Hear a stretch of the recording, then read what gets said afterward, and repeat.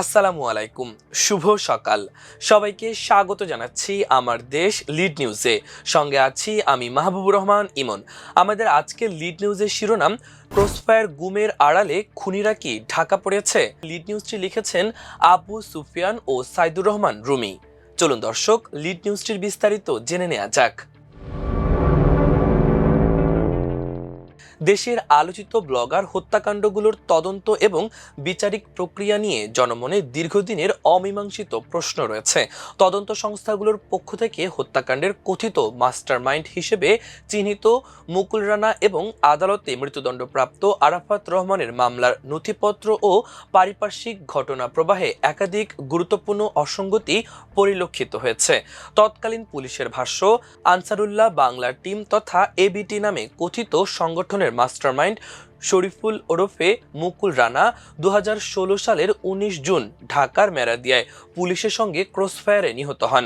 তবে এই মৃত্যুর পর বেরিয়ে আসা তথ্য ও ঘটনার কালক্রম রহস্যের জন্ম দিয়েছে। প্রশ্ন উঠেছে, মুকুল রানা কি সত্যিই খুনিদের প্রধান ছিলেন, নাকি তাকে সাজানো গল্পের বলির পাঠা বানানো হয়েছিল?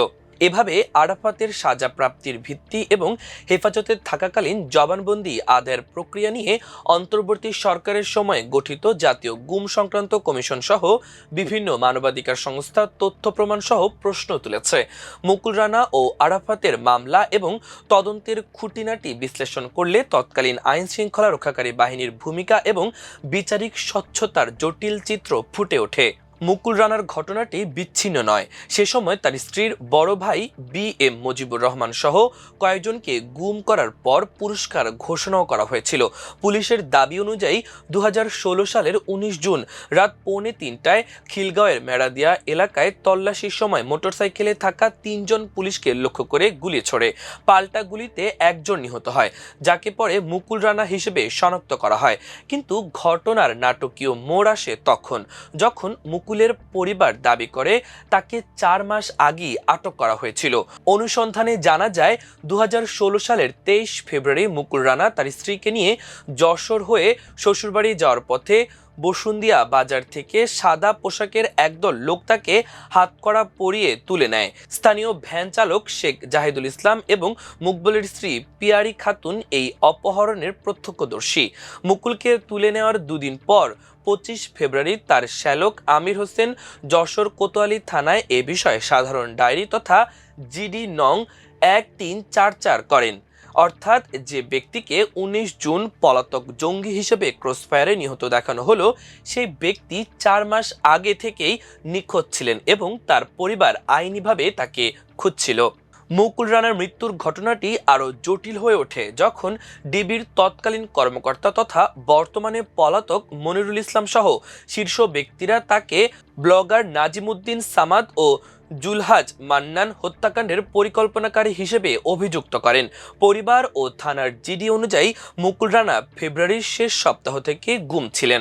মুকুল রানার স্ত্রী ভাই বি.এম. মুজিবুর রহমান গত 14 মে আমার দেশকে বলেন, একজন ব্যক্তি যদি আইন শৃঙ্খলা বাহিনীর হেফাজতে থাকেন, তবে তিনি কিভাবে এপ্রিল মাসে সংগঠিত হত্যাকাণ্ডের মাঠ পর্যায়ে নেতৃত্ব দিলেন?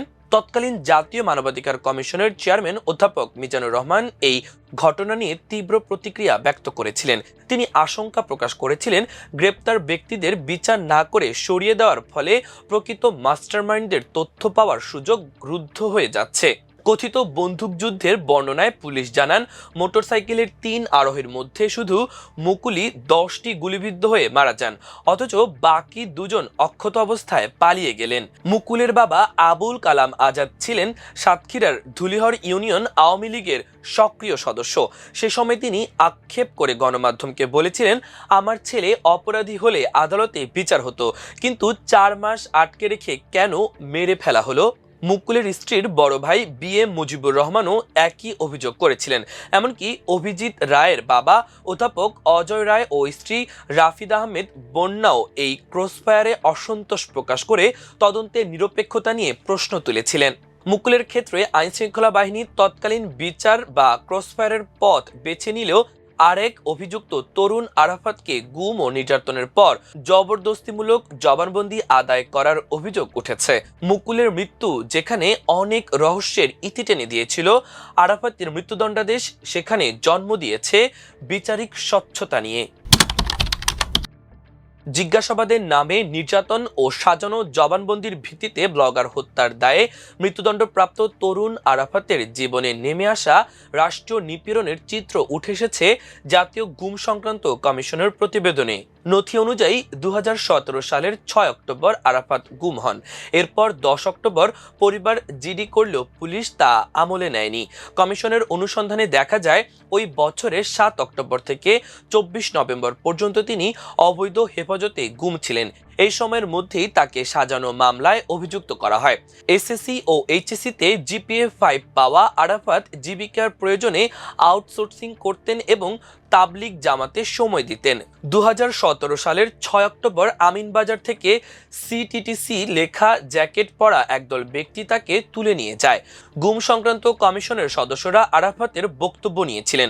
কমিশনকে আরাফাত বলেন, গ্রেপ্তারের পর আমাকে বলা হয়েছিল, আজ তোকে এমন মার দেব যে একেবারে বিছানায় পড়ে যাবি, আমরা যা বলবো ঠিক সেভাবেই কাজ করবি। এরপর তারা আমাকে এমন একজন বিচারকের কাছে নিয়ে গেল যিনি পুলিশের কথা মতোই কাজ করছিলেন। যখন আমি 164 ধারায় স্বীকারোক্তি দিতে রাজি হচ্ছিলাম না, তখন পুলিশ ও সংশ্লিষ্টরা বলাবলি করছিল, আসামি তো সুস্থ আছে, তবে কেন জবানবন্দি দিচ্ছে না। তাদের কথাবার্তায় ইঙ্গিত ছিল যে জবানবন্দি আদায়ের জন্য বিচারকের পেছনে কিছু উপরি খরচ বা অনৈতিক লেনদেন করতে হবে। ম্যাজিস্ট্রেটও পুলিশের সুরে সুর মিলিয়ে বলেছিলেন, আপনাদের আসামি তো ঠিকঠাক স্বীকারোক্তি দিচ্ছে না। অথচ আমি অনেক সাহস করে ম্যাজিস্ট্রেটকে বলেছিলাম, স্যার আমি গত কয়েকদিন ধরে গুম ছিলাম, আমি এই অপরাধের সঙ্গে জড়িত নই। আমার এই আর্তনাদ শুনে সাহায্য করার বদলে ম্যাজিস্ট্রেট পুলিশকে ডেকে বললেন, দেখুন আসামি কি বলছে। এরপর আমাকে আদালতের বারান্দায় একটি নির্জন স্থানে নিয়ে গিয়ে প্রচণ্ড মারধর করা হয়। গ্রিলের সঙ্গে আমার মাথা ঠুকে দেয়া হয়েছিল। হাতকড়া পরা অবস্থায় আমি মাথা বাঁচানোর চেষ্টা করলেও হাতে আঘাত পাই। আমার চিৎকার শুনে ম্যাজিস্ট্রেট শুধু বিরক্ত প্রকাশ করে জানতে চেয়েছিলেন, বাইরে এত শব্দ হচ্ছে কেন। পুরো বিচারিক ও প্রশাসনিক ব্যবস্থাটি যেন এভাবে সাজানো ছিল। আরাফাতের বাবা মমিনুল হক আমার দেশকে বলেন, আমার ছেলেকে অন্ধকার কক্ষে উল্টো ঝুলিয়ে পেটানো, ইলেকট্রিক শক এবং ওয়াটার বোর্ডিং এর মাধ্যমে নির্যাতন করা হয়। শেষে ক্রসফায়ারে হুমকি দিয়ে কর্মকর্তাদের শেখানো মিথ্যা জবানবন্দি দিতে তাকে বাধ্য করা হয়। আদালতের নথি বিশ্লেষণে জানা গেছে, রাজধানীর উচ্চ নিরাপত্তা বেষ্টিত এলাকায় লেখক অভিজিৎ রায়কে কুপিয়ে হত্যা করা হলেও রহস্যজনকভাবে ঘটনাস্থলে কোনো সিসিটিভি ফুটেজ জনসম্মুখে বা আদালতে প্রকাশ করা হয়নি। এমনকি ঘটনাস্থল থেকে উদ্ধার করা রক্তমাখা চাপাতির ফিঙ্গারপ্রিন্ট, ডিএনএ বা ফরেনসিক টেস্টের মাধ্যমে প্রকৃত আসামিদের শনাক্ত করার কোনো উদ্যোগ নেয়নি তৎকালীন প্রশাসন।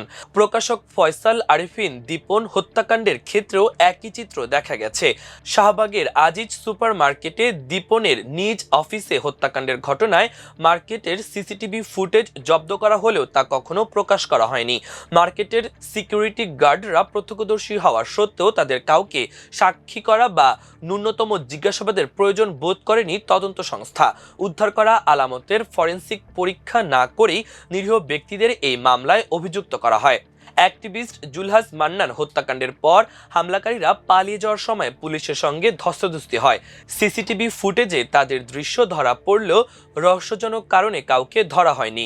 ঘটনাস্থলের পাশ থেকে চাপাতি ও পিস্তল উদ্ধার করা হলেও সেগুলোর ফিঙ্গারপ্রিন্ট বা ডিএনএ টেস্টের মাধ্যমে অপরাধী শনাক্তের কোনো কার্যকর ব্যবস্থা নেওয়া হয়নি।